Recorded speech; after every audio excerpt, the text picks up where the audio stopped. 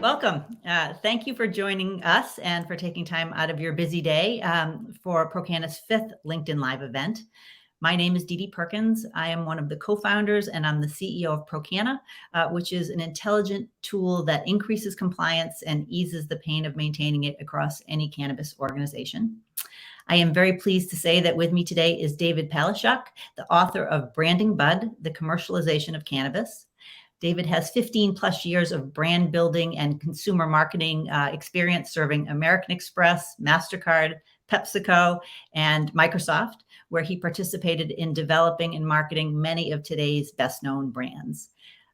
Since entering the cannabis industry in 2012, David created profitable partnerships as working as the VP of licensing and brand partnerships at Dope magazine.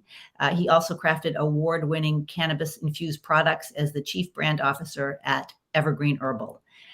David's writing on cannabis branding has appeared in many publications, including Forbes, Kiplinger, the Brookings Institute, the Green Report, Green Entrepreneur, Dope Magazine, High Times, MG, Cannabis Industry Journal, and more. His book, Branding Bud, which I've got right here, is Branding Bud, the Commercialization of Cannabis, is the first book on cannabis branding, and it was released in April of 2021. So for the next 20 minutes or so, we're going to talk about building a national cannabis brand, the challenges, the opportunities, everything that entails. We will leave a few minutes at the end to answer any questions that you have. So feel free to put them in the chat. If we have more questions than time to answer it at the end, definitely reach out to either one of us or both of us after the event. We're happy to continue the conversation. And now I am happy to kick it to David. David, maybe start by telling us a little bit how you got into the cannabis industry and what inspired you to write Branding Bud. Yeah. Hi, Dede. Thanks for having me. I appreciate it. Boy, how did I get into the industry? Well, basically, I was in Seattle at the right time at the right place. In 2012, the I-502 law passed for adult use cannabis here in Washington State. And I was at Microsoft at the time. I was working at Xbox, so I understood lifestyle. I understood how cannabis fit into many types of lifestyles. And when the law passed, I saw many of my friends leave Microsoft, Starbucks, Amazon, Boeing to get into the legal cannabis industry. And at that point, I started to think about maybe I should do the same. I ended up dabbling for a moment, and when I say dabbling, consulting, and I actually found a spot for myself. I found a sweet spot because I had spent, as you said a moment ago, I had spent over 10 years in the credit card industry, so I understood what purchasing was about, right? And there are two types of purchases. There's a transaction, which is your coffee or your gas, and there's a shopping experience, which is maybe a Nordstrom experience or learning or knowledge seeking. And both of those take place in dispensaries. And because of the difference in customers coming into a dispensary, some are experts and connoisseurs, others know nothing. So I was able to find a sweet spot able to basically help dispensary owners and customers come in and sort of have an easier conversation because of that. That was my initial jump in. And then I found an opportunity at Dope magazine, which was a cannabis magazine, which was not too long ago sold to High Times. But there I wrote an article, a 3-page article called Branding Bud, which was a 3-page article for 4 years. And that was really the roll-up of what my book became. But basically, I was able to meet many people in the industry, understand the different rules and regulations across states, and start to get up to speed in terms of what the industry is and who the right people are and right players are and right companies and brands. So it's been a minute, but now it's almost 12 years in the industry. Which is, a very long time in the cannabis industry. There's not many people who have been in it that long. So kudos to you for seeing the opportunity. And so let's just dive in. I mean, what an operator wants to create a national cannabis brand. I think you talk about the 4 pillars of success. Maybe we can start there. I mean, feel free to, just kind of jump in. What do you think are the most important key factors in starting to build the brand and the challenges? Well, the challenges, we don't have enough time to talk Yeah. about the challenges. But I mean, really, the bottom line is you need to start with the customer. You always need to start with the customer. If you don't start with the customer and who they are, their lifestyle, their need state, their rituals, why they're consuming a product, you just won't get it right. On top of that, let's just take for granted we're talking about a quality product, right? So in the cannabis space, everybody grows the best product, in air quotes.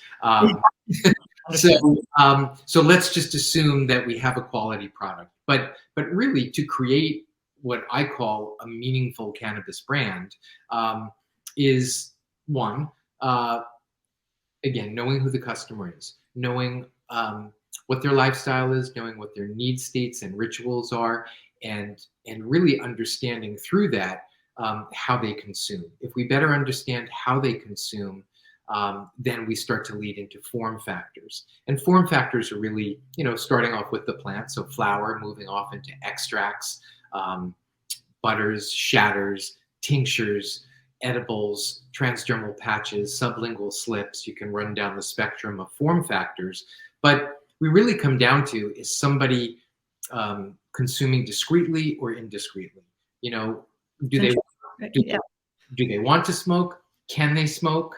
Are they a patient? Sometimes the act of smoking is also an act of rebellion if it's a young kid. And of course, we're only talking about 21 and above.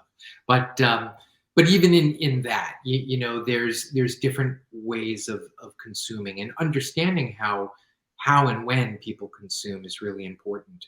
I always talk about one example, which is the park, the local park. There's a group of moms, and I've experienced this, by the way, with my young son being at a park. I was the only dad there, and one of the moms pulled out a tin of microdosed mints and said, "Does anybody want a mommy mint?" And I laughed because the brand was Moxie, Mr. Moxie's mints, but she calls them mommy mints, and all the moms microdose while they're at the park and their kids are running around. But conversely, across that park, there's a skateboard park, and the kids there are smoking up pre-rolls and lighting it up, and as the smoke wafts across the park, the moms look over, the kids look back with a smirk.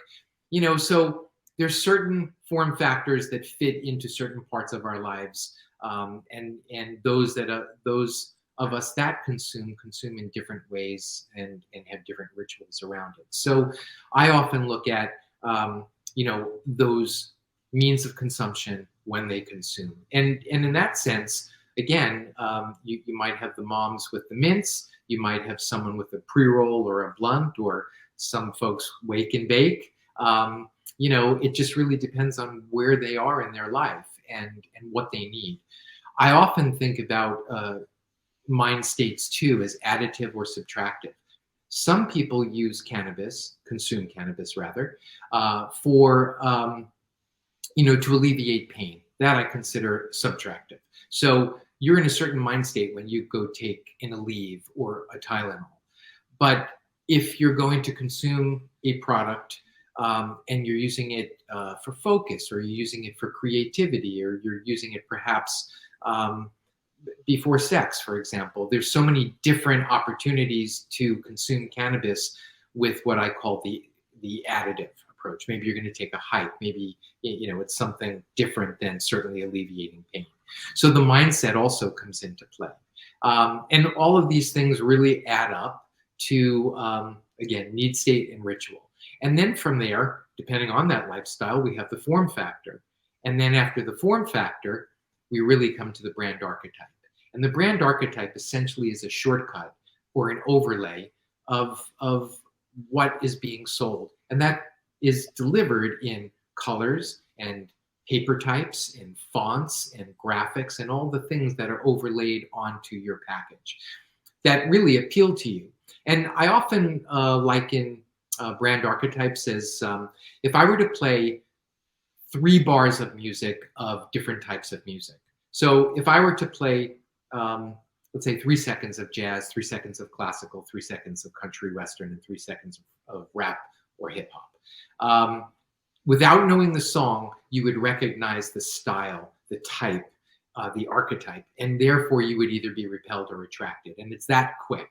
So, as a stereotype, think of a sustainable product, think of craft paper, think of green ink, think of soy ink, all those things that sort of add up to quickly notice a sustainable product. Those are what brand archetypes are.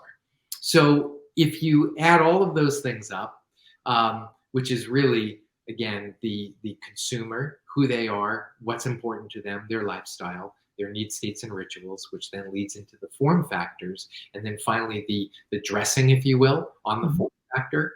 All of those things come into play. And along the way too, the form factor has everything to do with uptake and means of ingestion. So therefore it's all about dosing.